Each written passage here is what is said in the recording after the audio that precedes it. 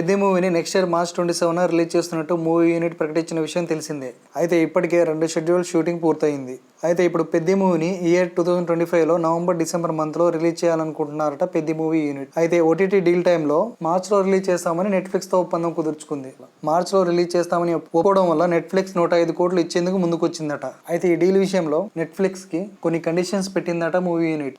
Movie బాగా ఆడితే అనుకున్న దానికంటే ఎక్కువ ఇస్తామని నెట్ఫ్లిక్స్ ఒప్పుకుందట. ఒకవేళ పెద్ద మూవీ ఫ్లాప్ అయితే మాత్రం 4 వీక్స్లోనే ఓటీటీలో వచ్చేలా డీల్ కుదుర్చుకుందట. 300 కోట్ల బడ్జెట్లో OTT deal, satellite deal, audio rights ద్వారా దాదాపు సగం వెనక్కి వచ్చేస్తుండడంతో అన్ని రకాల షరతులకు ఓకే చెప్పిందట మైత్రి మూవీ మేకర్స్. రామ్ చరణ్ లాంటి స్టార్ హీరో సినిమా విషయంలోనే ఓటీటీ సంస్థలు చెప్పినట్టు వినాల్సిన పరిస్థితి ఉంటే ఇంకా మీడియం రేంజ్ హీరోల సినిమాల గురించి చెప్పాల్సిన పనే లేదు. హరిహర వీరమల్లు మూవీతో పాటు విజయ్ దేవరకొండ కింగ్డమ్ మూవీ కూడా ఓటీటీ డీల్స్ కారణంగానే అనుకున్న డేట్ కి రిలీజ్ చేయలేక, ఓటీటీ సంస్థలు చెప్పిన తేదీకి రాలేక ఇబ్బందులు పడుతున్న విషయం తెలిసిందే. సో ఇది గైస్, పెద్ద మూవీ లేటెస్ట్ అప్డేట్స్ తెలుసుకోవడానికి మన ఛానల్ సబ్స్క్రైబ్ చేసుకొని బెల్ ఐకాన్ ఆల్లో పెట్టుకోండి. మళ్ళీ నెక్స్ట్ అప్డేట్తో మీ ముందుకు వస్తాను. సబ్స్క్రైబ్ చేసుకొని రెడీగా ఉండండి.